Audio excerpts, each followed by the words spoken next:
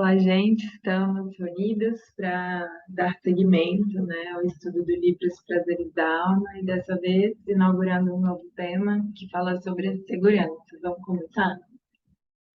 A palavra penitência, do latim poenitentia, quer dizer arrependimento, redenção.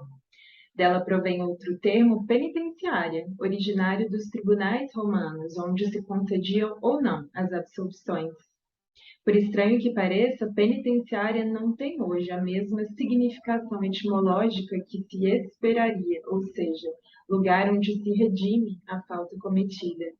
Tanto os presídios da atualidade como muitos do passado não criaram nem desenvolveram mecanismos educativos e de promoção social para que houvesse renovação e recuperação do que poderíamos chamar de penitentes. De modo geral, o prisioneiro fica mais perverso e corrompido depois de ingressar no presídio, lugar que deveria ter como finalidade única o reajustamento moral do ser humano. São paradoxos do grau evolutivo da nossa humanidade. Então, que bonito, né? Etimologicamente, então, essa palavra penitência, que aí depois derivou para penitenciária, né? A Med vem comentando do que seria, né? E aí que quereria dizer arrependimento e redenção. E aí ele começa a falar que muitos, aliás, a grande maioria das penitenciárias, dos presídios da atualidade, como os de Roma, onde esse conceito foi criado, o que faziam era, se não, criar ainda mais mecanismos para que a violência se procedesse. Então, aquele prisioneiro, né, que a princípio iria para lá, né, para esses locais, não só se arrepender, né, deveria também ir lá para renovar as suas atitudes, renovar os seus pensamentos e assim então proceder ao arrependimento de fato e a mudança completa, né? Porque sai dali, apesar de ter cumprido às vezes a pena, muito mais perverso do que entrou. E é bonito, né? Porque estudando muito essa parte de criminologia, do direito penal mesmo, tem toda uma parte punitiva, né? Porque afinal de contas uma pessoa que cometeu algum delito, ela deve ter mesmo ali a punição, né, terrestre, por isso tem as leis terrestres, mas, sobretudo, cria-se muito mais uma preocupação de recuperação dessa pessoa. E eu acho que a gente pode fazer um paralelo conosco na nossa vida, que é assim, as faltas que a gente comete, as faltas morais, né, provenientes dos nossos defeitos, das nossas quedas morais, elas de fato nos causam muito prejuízo. Então, frequentemente, a gente está ali vivendo processos doloridos em função desses defeitos morais que ainda residem dentro de nós, né? Mas entenda, se a gente não sabe que faz errado, primeiro, né? Se a gente nem sabe que faz errado, a gente não tem a possibilidade de fazer diferente. Então, é necessário que a gente tenha conhecimento sobre como a gente pode melhorar, como a gente pode ser diferente, né? Então, esses locais, em geral, não promovem esse tipo de autoconhecimento, né? Então, como a pessoa vai mudar? E ali, às vezes, num ambiente muitas vezes cruel, pioraria ainda mais a situação, né? Quando, na verdade, o que ele iria era para esse ambiente renovar suas atitudes, renovar os seus pensamentos, entender que algo além, né? Dar um sentido bonito para a vida, talvez criar um sentido, que seja o que às vezes está faltando, né? Ou reafirmar o lado positivo da pessoa para que ela saia de lá fortalecida, para que esse lado ruim, negativo, que não vai ser eliminado, né, por completo, afinal de contas, às vezes vem de várias vidas, ou mesmo de um ciclo muito vicioso, pudesse ser amenizado ali, né? E aquela pessoa pudesse ter mesmo essa esperança e essa força e essa vontade de querer fazer diferente, assim como nós, né? Afinal das contas, também somos prisioneiros de muitas coisas, né? Fazendo essa comparação, assim.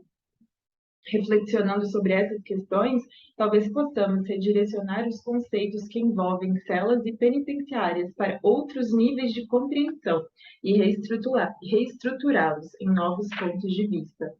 É interessante observar que indivíduos presos por vários anos, quando ficam fora dos muros da prisão, começam a sentir medo e enorme insegurança quanto ao futuro. Na cela, esses homens se viam seguros, recebiam invariavelmente alimentos, roupas e agasalhos. Ao deixarem o cárcere e entrarem em contato com outras pessoas, com a comunidade, enfim, com as intempéries do cotidiano, a realidade para eles tomará outra dimensão. E olha que interessante, né? Ele vai o tempo todo fazendo essa comparação com a prisão física ali, terrena mesmo, dos prisioneiros de certo modo, conosco, né? Então ele comenta, né? Esse prisioneiro, né, físico mesmo, quando ele sai das grades, né? Quando ele adentra ali para o ambiente social novamente, ele fica mesmo inseguro, ele fica mesmo medroso, porque ali no presídio, por mais que fosse aquele ambiente de certo modo às vezes é lúgubre, né? Às vezes é uma prisão mesmo, né? Cerceando sua liberdade, ele sente medo e sente insegurança de novo, né? Ao conviver ali de novo com todo aquele ambiente, é normal que não saiba, né? Até porque ali dentro da penitenciária estava sendo provido a ele alimentos, né? Um certo conforto, né? Mais ou menos. A gente sabe que também a grande maioria das penitenciárias não fornece nem coisas básicas, né? Mas, de certo modo, tem ali a sua comida, tem ali o seu local para dormir, né? Que é o que ele fala, tem ali o seu vestuário, e fora talvez nem isso tenha, né? Se antes possuíam uma fictícia certeza e não se preocupavam com o dia de manhã, agora vão recomeçar, libertos, uma nova etapa existencial. A liberdade nesse instante, porém, lhe trará os imprevistos comuns da vida livre, por consequência, inúmeras hesitações e ansiedades. E olha que bonito, né? Porque é um contraponto. Às vezes a pessoa está desejando tanta liberdade, né?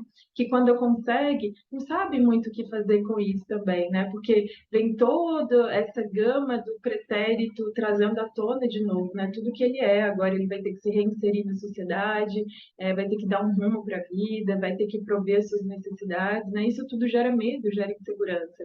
E eu acho que a Hamed vem comentando muito, me parece como se fosse o mito da caverna, não sei se vocês já ouviram falar, né, ali de Platão, que é o indivíduo assim que não tomou contato com as suas profundezas, não se percebeu ainda prisioneiro de tantas coisas, de tantos vícios que a gente fala dos mais diversos, né? Comida, bebida, sexo desregrado, uma vida mais promíscua, né? Isso de tantos outros, porque tem esses que são mais evidentes, mas tem tantos outros sutis. Então, é pensar, nós somos prisioneiros, resta saber de quem, do que, né? E aos poucos se libertando. Então ele vai fazendo essa comparação do prisioneiro físico, mas também nós temos tudo isso dentro de nós, né? Então na hora, às vezes, em que a gente toma consciência desse mundo interior, assim como ali no mito da caverna, né? Eles estão ali tão confortáveis, aquilo ali foi tanto a vida que eles levaram sempre, né? Que por que eles vão sair da caverna, né? Por que eles vão ali contra o que a sociedade às vezes não está seguindo, né? Por que eu vou ser diferente? E aí gera todas as ansiedades, tudo aquilo que vai vindo à tona mesmo, né? Os nossos medos de mudança, de não ser aceito. Então, olha que paralelos bonitos sendo feitos a todo tempo, né?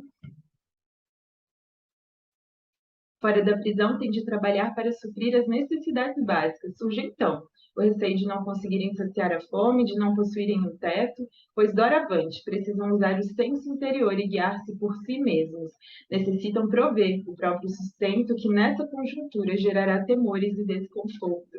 Então, bem como aquele prisioneiro também, até novamente do mito, né, que quando sai não sabe muito o que fazer, não sabe muito o que vai encontrar. Isso gera medo, isso gera insegurança, isso gera muito temor, né?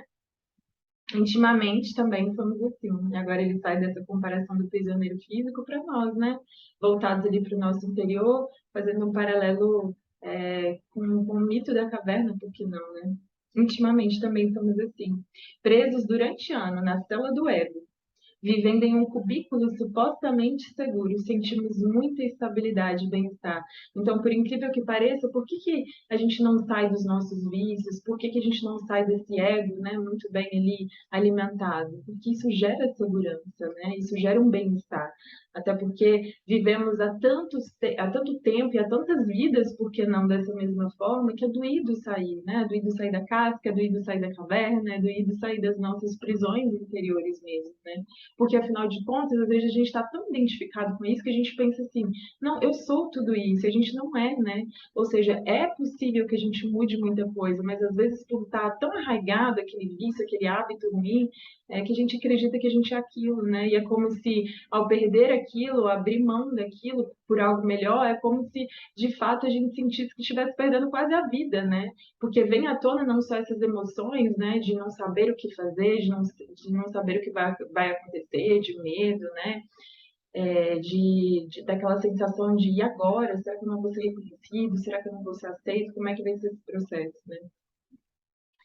abrindo mão de nossa verdadeira liberdade por preferirmos a falsa proteção da cela interior e algumas migalhas de um conforto rotineiramente fugaz, não saímos da prisão onde nós mesmos nos encarceramos. Então, que bonito, né? No final das contas, a gente vai ver que na verdade, nós somos o prisioneiro e também aquele que tem a chave, né, da nossa cela. E que bastaria um esforço, uma vontade, uma determinação para que a gente saísse, né? E o porquê que a gente não sai? Porque, de algum modo, isso nos traz conforto, nos traz aquela sensação de estar em casa, mesmo que isso nos faça muito mal. Porque, como ele diz ali, né? No final das contas, a gente está numa falsa proteção, né? E recebendo algumas migalhas de um conforto fugaz, o que é passageiro, né? Essas coisas em que a gente se vincula, elas vão passar. Então, tudo isso é muito passageiro. São celas que nos dão pálidas honrarias e efêmeros sucessos por alto preço emocional criadas por nós mesmos para nos autopenitenciar. Olha só, né? Nos dão pálidas honrarias e efêmeros sucessos, mas sem perceber, como mesmo ele diz aqui, né? Por um alto preço emocional, né? Então, às vezes a gente vai atrás, né? De uma vida exclusivamente voltada ao prazer, né, voltada ao poder, voltada ao dinheiro, e são preços muito caros que a gente paga, principalmente emocionais, né? Porque no final das contas é isso, aparentemente aquilo vai trazer felicidade, aquilo vai trazer prazer, mas é fugaz, né? E a que custo emocional, né? Às vezes de não sermos quem somos, de não concluirmos e não construirmos esse ser humano melhor que quer vir à tona que está dentro de nós, né? Novamente, não é não querer nada disso, sabe? Mas a forma como a gente quer, o modo como a gente quer, a qualquer custo, às vezes, e às vezes de uma forma exclusiva, não, né?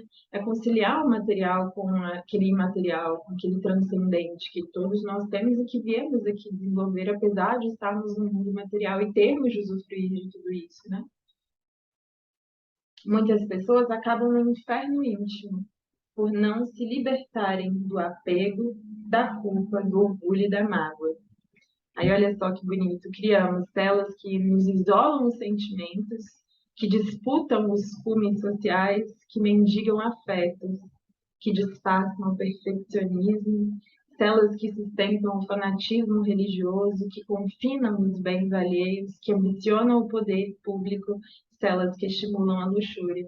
Então, é se perguntar, que sala será que eu estou, né? Afinal de contas, como espíritos ainda muito imperfeitos nesse processo inicial mesmo de desenvolvimento das nossas virtudes e dos nossos potenciais, provavelmente são vários, né? E ao se libertar minimamente de uma, a gente vai encontrar outra ainda mais profunda, ainda mais arraigada, e caminhamos no sentido de avante sempre, né? Para frente mas é saber, temos muitas células, provavelmente, né? Ou mesmo dentro de uma mesma célula, nós temos muitas e muitas grades para serem retiradas aos poucos, né? São inúmeros os cárceres que nos parecem confortáveis. Então, muito essa sensação, né, de conforto, de segurança, mas uma segurança ilusória, porque no final das contas os preços pelos quais a gente paga por tudo isso são muito altos, né? Da gente estar mendigando afeto, da gente estar voltado ali muito para a luxúria, né, para os cumes sociais, voltados muito para o poder público, para o fanatismo religioso, né? Está sempre escondendo ali algumas máscaras muito mais profundas de quem nós somos, né? Sair dos grilhões mentais ou da cela egóica não é tão fácil. Somos conservadores, acomodados e estamos tão sujeitos a uma robotização de hábitos que nunca adquirimos um duradouro conforto psicológico. Sem nos darmos conta, pagamos um preço elevado por algo que as normas sociais dizem ser seguro e garantido. Então, né, se estar muito fixado nessas convenções sociais. Então, bom, se todo mundo está fazendo, é o bom, se todo mundo está fazendo, é o seguro, né? Se todo mundo está fazendo, é garantido. E será mesmo, né? Então, adentrar mesmo, né? Essas portas da alma para ver em que cela nós estamos. E, como bem disse Leamed, descobrimos que no final das contas, quem está nos prendendo somos nós mesmos, né? Abandonar as algemas que nós mesmos nos colocamos e nos dar autoabsolvição é o que mais precisamos no momento atual. O homem verdadeiramente liberto sabe que sempre estará correndo riscos e, por consequência, nunca terá absoluta segurança. Às vezes a gente vai tanto atrás de estabilidade, né, de segurança, sem pensar que no mundo material que a gente vive, né, desses altos e baixos, buscar a segurança a qualquer custo é algo extremamente ilusório, né? A vida é dinâmica, né? O homem verdadeiramente liberto sabe que sempre estará correndo riscos. Só tropeça quem está a caminho, só erra quem é livre para attentar. E que bonito, né? Porque é ver esse erro como uma forma didática de crescer na vida, sabe? De não se estacionar. Porque, claro, né? A nossa intenção ao tomar atos, ao tomar atitudes, decisões na vida, é sempre acertar, né? Pelo menos é essa o que a gente deveria fazer, é essa que a gente deveria ver a vida, né? De crescer no sentido de ser cada vez melhor, mas de entender que o erro faz parte, né? Mas o erro produtivo, que nos faz aprender, que nos faz, a partir daquele erro que a gente cometeu, entender profundamente qual é a nossa responsabilidade e se comprometer a fazer diferente, sabe? Então, não é ir para um polo de que eu simplesmente paraliso a minha vida porque tenho medo de errar, o que normalmente acontece também, né? Às vezes com uma pessoa que caiu muito, que se machucou demais, né? Então, por algum tempo se paralisa ali, ou às vezes por muitos anos, às vezes a encarnação inteira, né? Então, é sair dessa paralisia, sair, saber que só tropeça quem está a caminho, ou seja, quem está caminhando, quem está criando, quem está fazendo, quem está movimentando a vida que vai tropeçar, né? Se você está parado, não tem essa possibilidade. Mas, ao mesmo tempo, parado significa estagnação da nossa alma, que está aqui para evoluir, ou seja, evoluir significa caminhar, e caminhar significa tropeçar, né, vez ou outra. E claro, cada vez mais ganhando consciência do porquê aquilo aconteceu, qual é a minha responsabilidade, da próxima vez me comprometo a fazer diferente, mas sigo em frente, porque sei que não sou perfeito, né? Só tropeça quem está a caminho, só erra quem é livre para tentar, né? Então, avancemos, né? Apesar, às vezes, de dificultoso, apesar dos nossos erros cometidos, às vezes, várias vezes ali no mesmo ponto, é saber, ainda assim, no dia seguinte a gente tem uma nova chance. E os erros estão ali como uma forma produtiva de nos mostrar para onde não mais ir, ou o que não mais fazer, né? Então, é se fixar nesse lado bom do erro, que é agora eu aprendi que eu posso fazer diferente, que eu tenho que fazer diferente, que daquela forma é melhor e não dessa. Então, o erro também tem esse lado positivo, né? E fixamos nele, e avante, né? A vida é um processo dinâmico, não se não pode ser pré-determinada segundo nossa diminuta visão evolutiva. Ninguém tem condições de afirmar com plena certeza o que acontecerá amanhã. Nas estradas das múltiplas existências, caminhamos com mil e uma incertezas. Então, me parece que é isso, né? Essa segurança que a gente tanto busca é algo extremamente ilusório, né? No sentido de que a gente tem ali aquilo que está ao nosso alcance, aquilo que pode por nós ser modificado e que nessa parte a gente se fixe, caminhe e mude, né? Mas não temos o controle de toda a vida, né? E nisso me parece que a chave principal é aumentar a nossa fé, né? E às vezes mesmo é difícil entender como manter e criar ainda mais vínculos mais profundos com Deus, com a espiritualidade amiga, né? Mas é por aí, né? É confiar na vida, é confiar que eu dou o meu melhor e que a vida se encarrega de trazer aquilo que é para o meu caminho e que é para o meu melhor, né? De conformidade com os ensinos dos nobres emissários da codificação, só Deus é soberano Senhor, e ninguém o pode igualar, pois até mesmo as entidades superiores que alcançaram a perfeição absoluta não possuem o conhecimento completo do futuro. E prosseguem afirmando que o espírito vê o futuro mais claramente à medida que se aproxima de Deus. Olha que bonito, né? E ele fala ali, né? É Deus quem sabe de tudo. Então, nem os espíritos que alcançaram a perfeição sabem por completo o que vai acontecer no futuro. E, ao mesmo tempo, ele fala, né? Porém, quanto mais evoluído, quanto mais consciente, mais vem a conhecer qual é o futuro. E me parece, né, que esse movimento vem muito ao ser mais consciente daquilo que faz, daquilo que está de fato semeando e plantando na vida, né? Aquilo que a gente fala da lei de ação e reação não foge tanto, né? Então, apesar de eu não ter controle de todas as coisas na vida, cada vez mais Eu me entendo consciente e sei o que, que vai acontecer a partir daquilo que eu estou fazendo hoje, né? Aquilo que a gente fala, a semeadura é livre, mas a colheita é obrigatória, mais ou menos nesse sentido. E também, à medida que o espírito evolui, ao deixar tanto esse ego, essa forma de querer controlar a vida, de querer que a vida seja de uma determinada forma que não é, cada vez mais que ele aceita a vida tal qual ela é, como ele é também, aquilo pelo que ele tem que passar, mais ele se aproxima de Deus, né? Com as escolhas ali cada vez mais condizentes com Deus. Então, também vai vislumbrando mais o que, que de fato vai acontecer ali no futuro, né?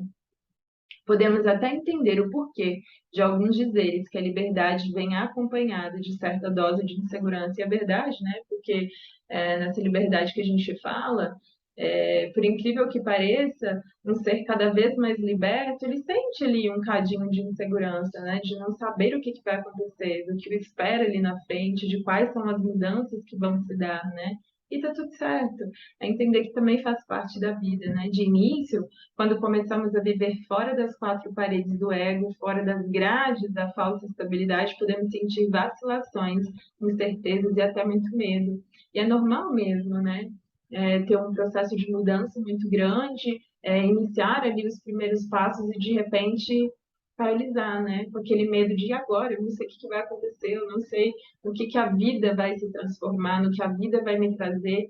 E às vezes realmente esse medo vem acompanhado dessa insegurança e dessa incerteza sobre o futuro, né? Retomemos o exemplo da cela. Os detentos usam roupas padronizadas e não escolhem a sua alimentação.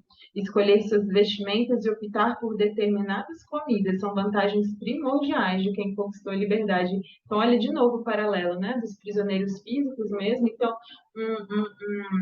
um prisioneiro que está numa cela física mesmo, ele se veste como todo mundo, tem ali o seu uniforme, né? E não escolhe a comida. E ele fala, um ser liberto, aí já fazendo a comparação, claro, com os seres que não estão encarcerados, né? Da mesma forma, né? Tem a possibilidade de fazer diferente, ou seja, mesmo que a sociedade esteja indo toda para um determinado rumo, fazendo as mesmas coisas, se vestindo da mesma forma, comendo da mesma forma, ao ter consciência de que, na verdade, ele não é livre, mas está numa prisão, e ao se libertar, é que ele tem o poder de, então, escolher fazer diferente. Olha, todo mundo está fazendo assim, todo mundo está se vestindo assim, todo mundo está sendo assim. Mas como diz a nossa mãe, você não é todo mundo, né? E aí, nesse momento, faz muito sentido é, que a gente comece a entender que a gente tem esse poder de escolha, que está nas nossas mãos e que a gente pode fazer diferente. E, ao mesmo tempo que isso é libertador, dá muito medo, porque até então a gente foi tudo isso, né? Como eu falei, que de certo modo é como se a gente perdesse um pouco o senso de identidade por achar, né, que todas essas coisas são de fato nós e não são, né? Tomar as próprias decisões, ser livre para errar, dançar, correr, rir e brincar, ser independente para trabalhar como e onde quiser, fazer o próprio horário, viajar e conhecer novas pessoas. Essa é a recompensa de toda pessoa livre. O que você quer? A segurança da cela, uma bela prisão, onde possa viver sem nenhuma consciência ou a insegurança sadia? Ou seja, viver por si mesmo, utilizando a direção que a força e o potencial da alma lhe dão em forma de senso interior.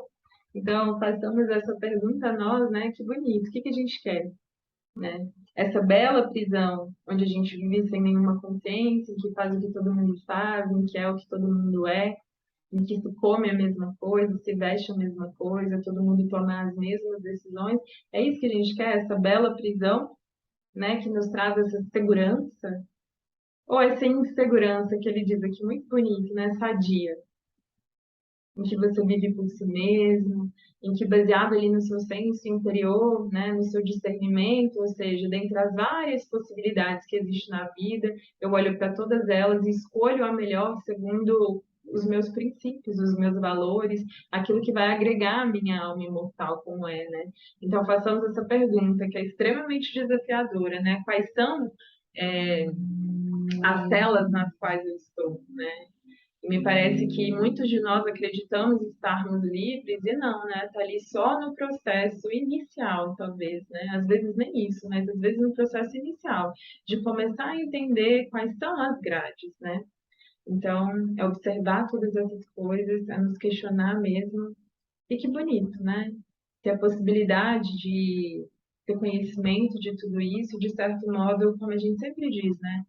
Conhecimento de algum modo se responsabilizar e que a gente possa se responsabilizar por esse conhecimento e ver o que a gente vai preferir, né? Essa bela prisão, essa segurança ilusória ou essa insegurança sadia, em que a gente sabe que às vezes vai tropeçar, vai errar, mas que está ali, caminhando, né? Que está tropeçando, que às vezes está caindo, mas por que está caminhando e tentando fazer melhor, né? Não é só caminhar, mas caminhar nesse sentido constante, determinado de ser melhor, mesmo que eventualmente erre, né?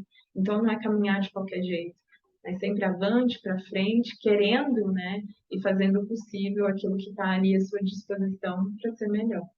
Então, gente, passamos essa pergunta. Também me farei, né? Quais são as grades, quais são as celas nas quais eu ainda vivo de forma tão segura, né? Mas dessa forma ilusória de segurança. Então, um beijo a todos, boa semana, que fiquem todos bem e que tenha sido produtivo para vocês também, tá bem? Até logo.